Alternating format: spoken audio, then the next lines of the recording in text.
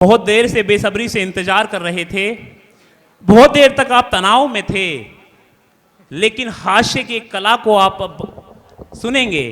मैं कोई बड़ी भूमिका उनके लिए नहीं बना रहा, वो जब आएंगे अपनी भूमिका स्वयं तय कर देंगे। मैं आपकी एक लाफ्टर चैंपियन, लाफ्टर का एक बड़ा नाम, और वो विनर भी रहे हैं 7वें लाफ्टर चैंपियन में, हास्य का एक बड़ा नाम भाई विनोद पाल जी को मैं आमंत्रित करता हूं। आपकी तालियां स्वयं उन्हें आमंत्रित करें। भाई विनोद पाल वो अपनी भूमिका स्वयं बनाएंगे। मैं चाहता हूं भाई। बहुत बढ़िया, बिन बोले ही वाह वाह हो गई है विनोद जी। जितने भी बच्चे यहाँ बैठे हुए हैं, मैं बतला दूं, मैं अब देश पे कविता नहीं सुनाऊंगा। मैं ओज के जितने भी कविते सब पढ़ चुके हैं। अब मैं अपनी पत्नी पे कविता सुनाऊंगा भाई साहब। क्या बात है, क्या विषय है? जिसने मुझ पे जुल्म ढाए मैं उस पर कविता सुनाऊंगा। लेकिन उससे पहले मैं बतला दूं, 2017 में कल्कि महोत्सव में पहली बार आचार्य जी का मुझे आशीर्वाद प्राप्त हुआ।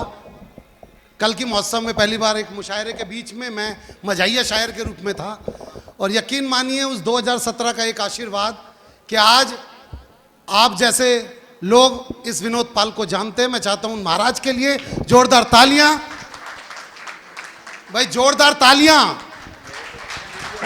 हाँ, मैं सिंगल जी को धन्यवाद देना चाहूंगा। उन्होंने इस प्रांगण में, ये चाहते तो कुछ और भी कार्यक्रम कर सकते थे, लेकिन इन्होंने कवि सम्मेलन रखा। मैं चाहता हूं उनके सम्मान में भी जोरदार तालियां बजें। और ये सब विशिष्ट अतिथि जितने बैठे हुए हैं यहाँ पर आगे की पंक्ति में, मैं आप सबको नमन करता हूँ, क्योंकि आप सब लोग वो हैं जो ऐसे कार्यक्रमों में आकर इसकी सिर्फ शोभा ही नहीं बढ़ाते, बल्कि उन बच्चों को ये बताते हैं कि आपके मन में आने वाली पीढ़ियों के लिए कितना कितना मान सम्मान है। और खुद आचार्य जी इस बात का पुख्ता सबूत है। उन्होंने इस छोटे से कार्यक्रम का हिस्सा बनने का हमारे को एक जो आशीर्वाद मिला है। मैं आप बस यहाँ से बैठ जाइएगा बेटा, सुन ले बेटा पीछे, बस अब बस खत्म बेटे, तेरे सारी टेंशन खत्म बस सबसे। यकीन मान, आचार्य जी से आशीर्वाद दिलवाऊंगा, तू पास होएगा अब की बार जा। बस अब सुन ले यहाँ से। पर मैं पहले चाहूंगा उस भाई के बारे में बताना, हमारे भाई विकास त्यागी जी। अब अपने आप हो जाएंगे वो शांत। अब सुनो, अब विकास त्यागी जी के बारे में मैं बतलाना चाहूंगा। आचार्य जी ये लड़के होते हैं, कहते हैं जब भगत सिंह जी को फांसी हुई थी तो उसके बाद भारत में बड़ा कोलाहल हुआ, सब ने बड़ा लिया, यार ये तो उम्र में बहुत कम था, यार इसने इतना बड़ा काम कैसे कर दिया। तो वो बात तब से लेके आज तक की इन सदियों में ये बात गूंजती रही कि इतनी कम उम्र में उन्होंने इतना लाजवाब काम कर दिया। लेकिन मैं जानता हूं कि वो काम अभी रुके नहीं है, आज भी छोटी उम्र में बड़े लाजवाब काम हो रहे हैं। उसका एक जीता जागता अगर उदाहरण कोई है तो वह है विकास त्यागी भाई, जो अपने क्षेत्र में अपनी कमाई से खड़खड़ी महोत्सव करवाता है वो व्यक्ति। और ना जाने कितने कितने नए नए कवियों को उन्होंने मौका दिया अपने क्षेत्र में। मैं चाहता हूं उस भाई के लिए इसलिए भी जोरदार तालियां हो क्योंकि आज उसका जन्मदिन है। और आचार्य जी आज आचार्य जी आपको आशीर्वाद देंगे। हाँ हाँ, और आचार्य जी मैं बतला दूं, ऐसे जन्मदिन ये साल में 4 बार मनाता है जी। हाँ बैठ जा, आप सुन लीजिएगा, बस अब ज्यादा दिमाग नहीं, कि आपके लिए चंद कतरे लहू के लाया हूं। बोलो बाबा। हाँ देखो, तालियां जो नहीं बजा रहे, एक बात सुन लेना कि सावन में जिस पेड़ पे घोंसला हो जाता है, पतझड़ में वही पेड़ खोखला हो जाता है। और हाथ पे हाथ रख के बैठने वालों, आपकी तालियों से किसी का हौसला हो जाता है। कि आपके लिए चंद कतरे लहू के लाया हूं, मुरझा गया हूं पर फूल खुशबू के लाया हूं। और आप लोगों को तालियां बजानी ही होगी। मैं घर से पत्नी के पांव छू के आया हूं। वाह वाह वाह।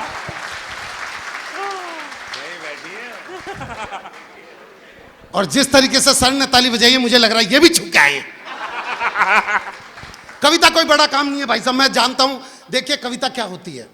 आदरणीय अवनीश जी कहते हैं कि विनोद कविता वो होती है कि जब तुम कविता पढ़ते पढ़ते एक जगह पे रुक जाओ तो आगे की पंक्तियां अगर श्रोताओं के मुंह से निकल जाए तो वो कविता जीता जागता सबूत है इस कवि धर्म का। ये अवनीश जी कहते हैं। मैं छोटा सा प्रयोग करके देखता हूं। मैं एक जगह पे रुक जाऊंगा, आगे की पंक्तियां देखना अपने आप आपके मुंह से निकलेगी। सुनना कि सर्द हवा ने मुंह है मोड़ा, बदला सा है मौसम थोड़ा, गर्म हवा का पहला झोंका, बदल रहा है हर नजारा, चुभती जलती गर्मी, चुभती जलती गर्मी का मौसम आया, चुभती जलती घमौरियां लाया, आया मौसम ठंडे ठंडे।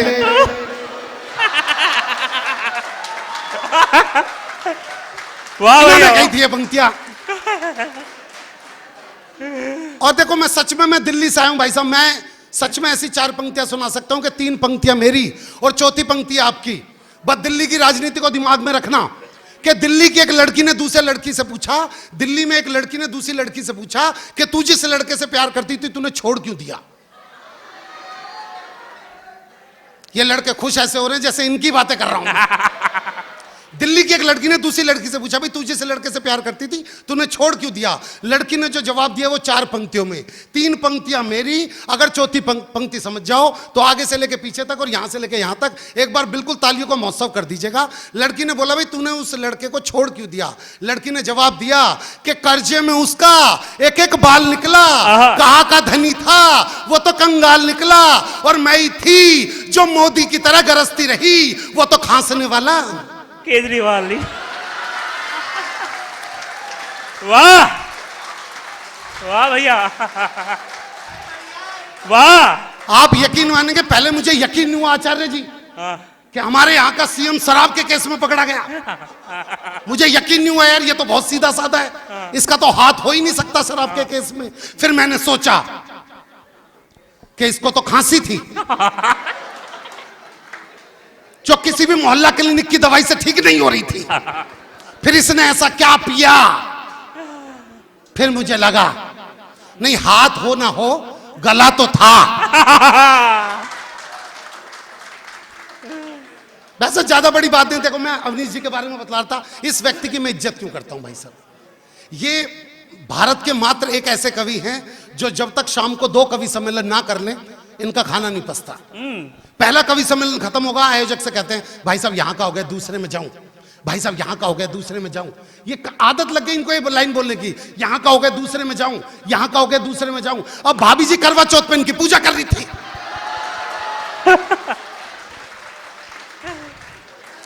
अब भाभी जी ने थाली घुमाई, इनके मुंह से निकल गया यहां का हो गया दूसरे में जाऊं। वाह वाह भैया वाह। आप यकीन मानना अगले 13 दिन तक मैं और विकास त्यागी इनको हॉस्पिटल में केले देने गए हम। मैं औरों की बात नहीं बोलता भाई साहब, हमारे बीच में सोनू मधुकर है भैया, मोनू मधुकर भैया। मैं इस व्यक्ति की दिल से बहुत इज्जत करता हूं भाई साहब। मोनू मधुकर भाई खड़ा होकर दिखलाओ, लोगों को पता नहीं है। हाँ ना बैठ जाओ, बस खड़े होकर दिखलाना था। लेकिन मैं इस व्यक्ति की इज्जत क्यों करता हूं भाई साहब। अब यकीन मानिए जब ये लड़का 12वीं क्लास में था, पास हो ना, हाँ ठीक है, जब ये लड़का 12वीं क्लास में था ये लड़कियों के कॉलेज के बाहर जाके खड़ा हो जाता था, और जब कॉलेज से लड़कियों की छुट्टी होती थी तो मोनू मधुकर उन लड़कियों से बोलता था कि जब तक तेरा भाई जिंदा है तुझे कोई हाथ नहीं लगा सकता। इनके क्षेत्र में कोई लड़का किसी लड़की को छेड़ दे तो मोनू मधुकर उस लड़के को बहुत मारता है और फिर लड़की से बोलता है कि जब तक तेरा भाई जिंदा है तुझे कोई हाथ नहीं लगा सकता। इनको भी आदत हो गई ये लाइन बोलने की कि जब तक तेरा भाई जिंदा है तुझे कोई हाथ नहीं लगा सकता। घर वालों ने इनकी शादी करवा दी। अब सुहाग रात पे घूंघट उठाया,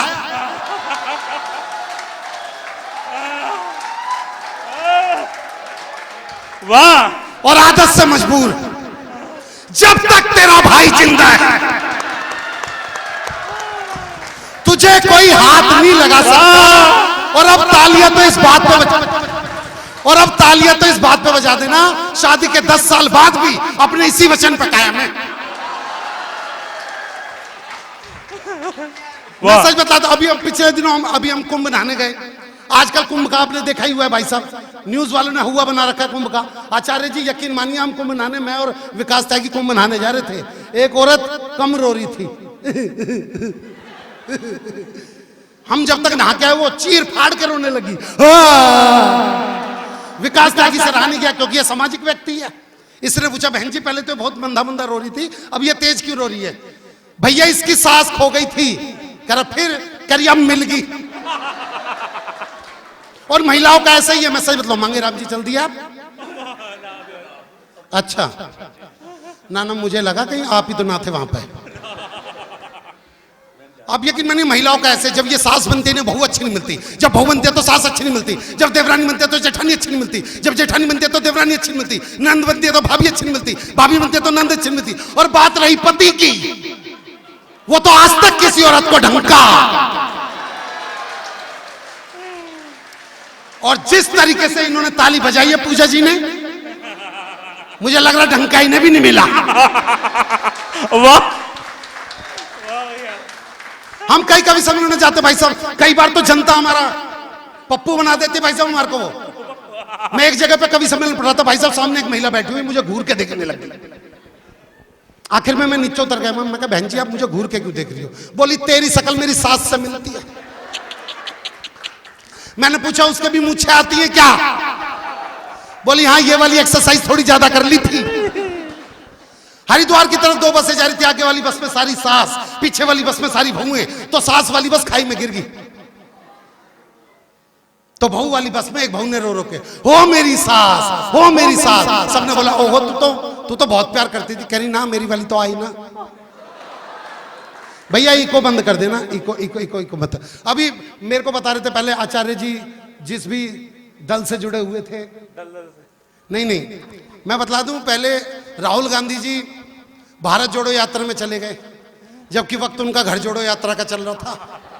अब वो भारत जोड़ो यात्रा में चले गए आंध्र प्रदेश। आचार्य जी आंध्र प्रदेश में हिंदी सबको नहीं आती, तो राहुल जी यूं भीड़ में से निकल के आ रहे थे स्टेज की तरफ। तो वहीं पे कोने में एक आंध्र प्रदेश की महिला बैठी हुई थी, वो राहुल गांधी जी के पास गई और उनके सर पे हाथ रख के बोली येंडू वरकिने तुम्बा। तो अगला तो उत्साहित रहता है स्टेज पर आकर, बस अब की बार हमारी सरकार को आने से कोई नहीं रोक सकता। एक अम्मा ने मेरे सर पे हाथ रख के बोला है येंडू वरकिने तुम्बा। तो नीचे से एक आदमी बोला भैया ये तुमसे कह रही है, बेटा तुमसे नहीं हो पाएगा। हालात ही वही है। मैं भाई साहब बाहर आपके इंस्टीट्यूट के बाहर खड़ा हुआ था, मैं, मेरे बगल में एक लड़की खड़ी हुई थी, एक आदमी अपनी पत्नी के अर्थी को लेके जा रहा था वहां से। उस आदमी ने रोना शुरू किया, अरे 7 जन्मों के बंधनों को तोड़ के, अरे 7 पैरों की रस्मों को छोड़ के, अरे कहां चली गई तू? तो मेरे बगल में जो लड़की थी उसने बोला यार ये अपनी पत्नी से कितना प्यार करता था, अगर इसका नंबर मेरे पास होता तो मैं इससे शादी कर लेती। भाई साहब ये बात उस रोते हुए आदमी के कानों में भी चली गई। अब उसने नंबर फिट करने की कोशिश करी, अरे 7 जन्मों के बंधनों को तोड़ के, अरे 7 पैरों की रस्मों को यूं ही छोड़ के, अरे कहां चली गई तू? अब बता कौन मेरे मोबाइल नंबर 9811740094 पे फोन करके पूछेगा क्या मैंने खाना खाया या नहीं खाया? वाह मैं यकीन मानो बाबूजी, मैं इतनी बड़ी बात नहीं, मैं आज इस क्षेत्र में दूसरी बार आया हूं कविता पढ़ने। पहली बार मैं यहाँ के थाने में आया था और उन लोगों ने मेरी कविता सुनी जो किसी की नहीं सुनते। उसके बाद इन्होंने मुझे पेमेंट भी दी। उस दिन मुझे पता चला कि यहाँ की पुलिस देती भी है, तो इन्होंने मुझे खाकी कलर के लिफाफे में पेमेंट दी। अब मैंने देखने के लिए कि इन्होंने कितने पैसे दिए हैं, उस लिफाफे का छोटा सा कोना फाड़ा था। पीछे से कांस्टेबल ने मेरी गुद्दी पकड़ ली, बोला बेटे सरकारी कागज फाड़ दिया। बाबूजी 20,000 में बुलाया था, 4 लाख रुपए में छोड़ा। इतना आसान नहीं है। और मैं बता दूं, एक पुलिस वाला घर में अपने बेटे से बोला था कि आज के बाद जब भी कभी अपना नाम लियो अपने स्कूल में तो साथ में बोलियो मैं इंस्पेक्टर भवानी सिंह का लड़का। बोलना इंस्पेक्टर भवानी सिंह का लड़का हूं। ये बात बोल के पुलिस वाला चला गया। घर में पत्नी को लगा नहीं यार ये तो बेटे के अंदर घमंड की बातें सिखा रहे हैं। वो बेटे से बोलते बेटे ये बातें नहीं बोली, मैं इंस्पेक्टर भवानी सिंह का लड़का हूं, इन बातों से घमंड दिखता है। ये कह के कुछ दिनों बाद भाई साहब मैं और विकास त्यागी उस पुलिस वाले के घर पे गए, कोई परमिशन लेनी थी कवि सम्मेलन की। तो हम घर पे बैठे हुए तो पुलिस वाले का लड़का पानी लेके आया। मैंने उससे पूछा भाई आप इंस्पेक्टर भवानी सिंह के लड़के हो? कह रहे जी पापा तो यही कहते हैं, मम्मी मना करती है पता नहीं क्यों। लेकिन दोस्तों अभी भी जो पीछे बात कर रहे हैं बस एक बात सुन लेना कि दिल से दिल को जोड़ रहा वो तार टूट जाएगा, कला और संस्कृति का आधार टूट जाएगा। ना आहा ना वहा ना ही तालियां बजा रहे हो, इन चुप्पियों से तो कलाकार टूट जाए। अब वाह, मैं यहां से सीधा बाबूजी बाबा रामदेव कहते हैं, बाबा रामदेव कहते हैं कि जब भी आप खुल के हंसते हो तो आपकी 84,000 नाड़ियां खुल जाती हैं। 84,000 नाड़ियां। मैं भी एक मंच पे था भाई साहब, मैंने भी ऐसे ही बोला, ऐसे सामने बाबूजी बैठे हुए थे, मैंने बोला भाई साहब हंसने से ना 84,000 नाड़ियां खुल जाती हैं। कहता भाई साहब मेरा तो नाड़ा खुल गया। लेकिन मैं यहां से आपके बीच में बस एक दृश्य रखना चाहता हूं। आप में से जानते हैं कविता की एक विधि होती है प्रहसन विधि। प्रहसन विधि मतलब किसी भी चीज को नाट्य रूपांतर तरीके से दिखलाना। मैं आपको एक, आप में से कितने लोग ये बात जानते हैं, राजस्थान, यूपी, दिल्ली, हरियाणा में आज भी जब लड़की की विदाई होती है शादी के बाद तो लड़की का मामा लड़की को गोद में उठा के डोली वाली कार तक छोड़ के आता है। एक बार हाथ उठा के बताइए कितने लोग जानते हैं बात को? आप नहीं जानते सर? हाँ जानते हैं। आचार्य जी आप भी अनुभूत हैं इस बात से। अब दृश्य यही चल रहा है दिल्ली के अंदर, लड़की की नहीं, दिल्ली में नहीं, हापुड़ में लड़की की विदाई हो रही है। हापुड़ में बस छोटी सी दिक्कत क्या है, लड़की का वजन 150 किलो। जिसने नहीं सुना दोबारा से सुनो, लड़की का वजन 150 किलो। और दूसरी दिक्कत, लड़की का कोई सगा मामा भी नहीं है जो लड़की को लेके जाए। तो पंडित जी ने जैसे बोला जजमान भाई लड़की को लेके जाओ, अब कोई सगा मामा तो था नहीं, लेकिन हमारे इस मंच के दो कवि उसी जगह पर थे। एक मोनू मधुकर जो इस तरफ खड़ा था और एक विकास त्यागी जो इस तरफ खड़ा था। तो लड़की के बाप ने पहले मोनू मधुकर से बोला अरे बेटे वो ले जाता बस छोरी को। तो मोनू मधुकर तो वो है जिसने उस लड़की को 40 किलो से 150 किलो होते हुए देखा है। मोनू मधुकर तो वो है जिसने उस लड़की को रस्सी कूदते हुए देखा और जमीन को 2 फुट नीचे धंसते हुए देखा है। तो जैसे ही मोनू मधुकर से बोला बेटे मोनू उठा दियो, तो मोनू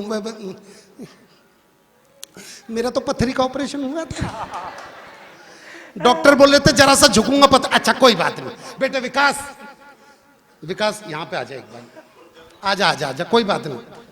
मैं चाहता हूं हर बच्चा तुझे देख ले पहले, अगली लाइन वरना समझ नहीं पाएंगे। हाँ बस आप बैठ जाओ। तो विकास यहाँ पकड़, तो लड़की के मामला बेटे विकास बेटे उठा दियो जरा, बस थोड़ी सी बात है, बस थोड़ी सी दूर। तो विकास बेचारा 150 किलो के चक्कर में ये भूल गया मैं आदमी हूं या औरत। जैसे बोला बेटे विकास उठे, तो विकास बोला मेरा तो 7वां महीना चल रहा है, तेरा अच्छा। तो पीछे अपने वैभव जैसा 40 किलो का लड़का पीछे खड़ा, उस पूरी बारात के बिल्कुल पीछे खड़ा 40 किलो का लड़का, उसे पता ही नहीं यहाँ पे क्या बातें हो रही हैं। पीछे सबसे कह रहा बाबूजी मेरे लायक को काम हो तो बताना, किसी भी तरीके का कोई भी काम हो तो मुझे बताना। तो पीछे भाई साहब अपने अवनीश जी था, अवनीश जी ने बोला बेटा यहाँ पे काम नहीं है, आगे चला जा, काम ही काम है। तो वो सबसे बोलते बाबूजी मेरे लायक कोई काम हो तो बताना, मेरे लायक कोई काम। ये बोलते बोलते वो लड़की के बाप के पास आ गया। उसने लड़की के बाप से बोला बाबूजी मेरे लायक कोई काम हो तो बताना। अब काम तो उसका अंदर इंतजार कर रहा था। बोला जा छुटकी को लेके जा। तो देखिए सर, जब तक उसने छुटकी देखी नहीं थी उसका बीपी नॉर्मल था, उसका शरीर कांप नहीं रहा था और उसकी आवाज में हकलाहट नहीं थी। लेकिन जैसे उसने लड़की देखी उसके शरीर में ये तीनों चीजें एक साथ हुई। कहा है अंकल जी? पीछे।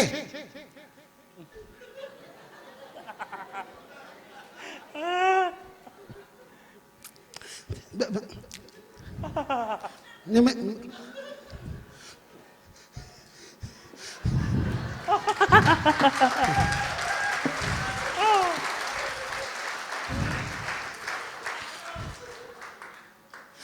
क्या करना अंकल जी?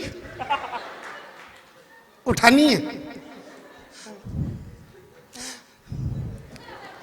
अंकल जी, इसको उठाने में तो मैं और छुटकी नहीं हो, यह तो मुटकी है। बस हमने बोला नहीं बेटे देख, अब तूने बोल दिया, अब तुझे उठानी पड़ेगी। भाई साहब उसने उठाने की खूब कोशिश की पर नहीं उठी, तो फिर हमारे भाई साहब आए। भाई साहब का नाम बताया था? मरगूब जी, मरगूब जी, मरहूम जी, मरगूब त्यागी। हाँ मरहूम त्यागी जी। ये आए, इनको लगा लड़का उठा नहीं पा रहा लड़की को, इन्होंने गाना गाया सुल्तान फिल्म का कॉन्फिडेंस बढ़ाने के लिए। खून में तेरे मिट्टी, मिट्टी में तेरा खून, ऊपर अल्लाह नीचे धरती बीच में तेरा जुनून। भाई साहब उसने लड़की उठा ली, पर उस घर का आंगन इतना ही बड़ा था जितना यहां से लेके बाहर का मेन गेट है। वो लड़की को लेके आधे रास्ते तक ही गया था कि लड़की के मन में फिर मम्मी के प्रति प्यार जग गया। वो उसकी गोदी से उतर के मम्मी कहती वापसी भाग के आ गई। लड़की का बाप बोला जा लेके करे, लेके आ मतलब अंकल जी आधे रास्ते तक तो लेके आ गया था, कह रहा दोबारा से उठा, दोबारा से उठाने की कोशिश की, नहीं हुई। फिर हमारी भाभी जी तेवते, अच्छा वो चली गई। अच्छा उस दिन भी वो ऐसे ही सम्मान में चली गई थी। फिर अपने ये साहब आए जो सेना की टोपी पहने हुए हैं। भाई साहब का नाम हरेंद्र त्यागी जी, नरेंद्र त्यागी जी, ज्ञानेंद्र त्यागी जी। अगर एक बार और सही नाम लेता मैं किसी और से उठवा लेता भाई साहब, मैं सच बता रहा हूं। हाँ फिर अपने ज्ञानेंद्र त्यागी जी आए, इनको लगा लड़की नहीं उठ पा रही। अब दूसरी बार इन्होंने गाना गाया मेरी जंग फिल्म का, अनिल कपूर की थी मेरी जंग। ओ,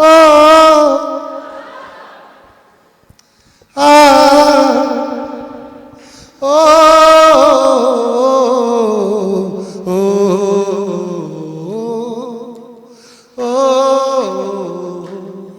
जीत जाएंगे हम।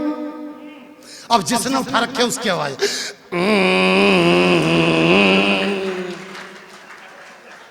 ज्ञानेंद्र जी ने आगे गाया, जीत जाएंगे हम तू अगर संग है। अब जिसने उठा रखे उसका, जिंदगी 2 कदम पे खत्म है। क्या बात है भाई, बहुत बढ़िया। थोड़ा सा आगे बढ़ा तो उस लड़की की बड़ी बहन जो कि 180 किलो की थी, उसने अपना 40 किलो का हाथ उसी कंधे पर रख दिया जिस पर पहले से 150 किलो पड़ा था, और हाथ रख के शिक्षा देती है। जो ब्याही हुई बहन होती है वो कुंवारी बहन को शिक्षा देती है, देख ससुर को पिता की तरह देखियो, सास को माँ की तरह देखियो, देवर को भाई की तरह देखियो। और नंद को वो बोला तू लिख के दे दे मैं गाड़ी में दे दूंगा। क्या बात है भाई, बहुत बढ़िया। थोड़ा सा आगे बढ़ा तो लड़की का बाप कर हो मेरी फूल सी बच्ची। अच्छा फूल सी बच्ची सुनकर तो उसको ही गुस्सा आ गया जिसने उठा रखी थी। कौन सी बच्ची? करा फूल सी, करा साले तेरे इस फूल ने ना शमशान घाट पे मेरी छाती पे फूल धरने वाले काम कर रहे हैं। लाड़ लाड़ में के खिला दो। थोड़ा सा आगे बढ़ा तो जिसने उठा रखी थी उसकी पत्नी और उसका लड़का वहीं कोने में खड़े थे, और पत्नी अपने पति की हालत देख के बोली आज नहीं बचेंगे ये तो गए। उसका ध्यान अपनी बोला कौशल्या रो क्यों रही है? बोली एक तो तुमने 150 किलो उठा रखा, और ये सारे बच्चे मिलकर ताली भी बजा रहे।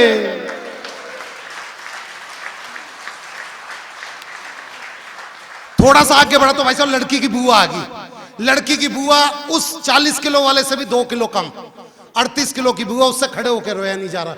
तो वो जमीन पे लेट के उसी के पैर पकड़ लिए जिसने उठा रखी थी, और पैर पकड़ के बोली अरे मैं मर जाऊंगी, मैंने छोरी बड़े लाड से पाली है, मैं इसे ऐसे नहीं ले जान दे सकती, मैं यही मर जाऊंगी। वो बोला देख यो हाथ से छूट के तुझ पे गिर गई ना तो सच में दब के मर जाएगी। बुआ साइड में खड़ी होगी। थोड़ा सा आगे बढ़ते पंडित जी आए, बोला जजमान मुझे लगता है इस लड़की को उठाने में बहुत ज्यादा कष्ट भोग रहे हैं, मैं अभी हनुमान चालीसा पढ़ देता हूं, आप इसे गेट तक लेके पहुंच जाओगे। वो बोला भाई महामृत्युंजय का जाप आता हो तो पढ़ दो कोई। अब वो बिल्कुल गेट तक पहुंच गया, उसकी आंखों में चमक के बस अब तो लड़की उतरने वाली है। पीछे से लेकिन फिर किसी ने बोला, अरे भाई लड़की की दादी लड़की से कुछ कहना चाह रही है। कह रहा भैया मेरी सुपारी उपारी ले रखी है के? अब लड़की की दादी ने रोना स्टार्ट किया। पहले की दादियां कह रहा भैया ये तो ओपेरा सिंगर है।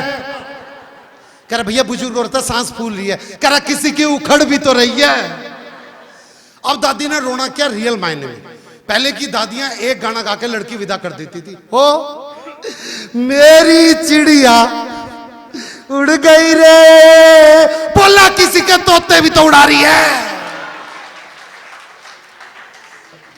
मगर दोस्तों हास्य से अलग एक बात जो जरूर कहना चाहूंगा, हमसे गलती हुई।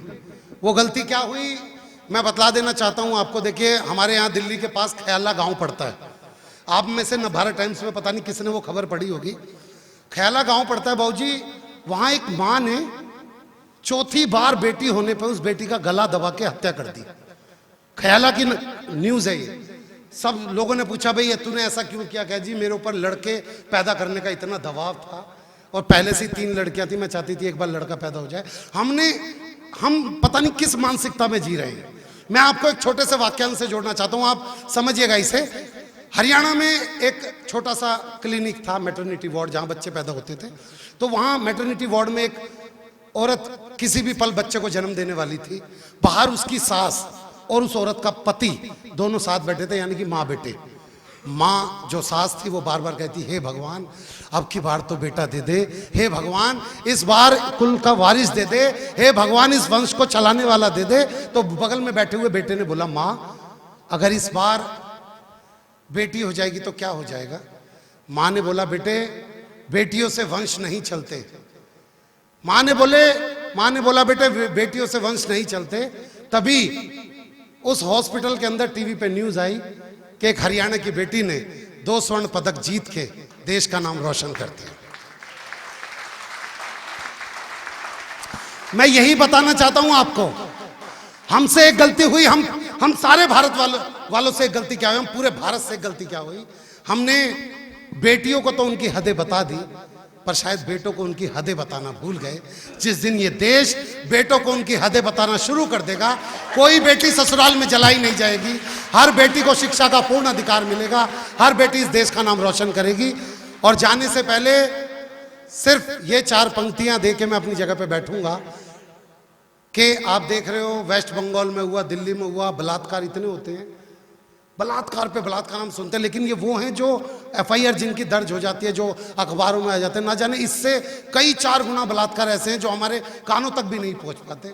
लेकिन मैं जानता हूं कि समस्याएं ही समस्याएं हैं, लेकिन मैं समाधान की 4 पंक्तियां इन लड़कों, इन पुरुषों को, इन बेटों के नाम दे के जा रहा हूं कि हम इन बलात्कारों को रोक सकते हैं। क्यों और कैसे? सिर्फ एक दृष्टिकोण बदलने की जरूरत है। ये 4 पंक्तियां देके मैं अपनी जगह पे बैठूंगा।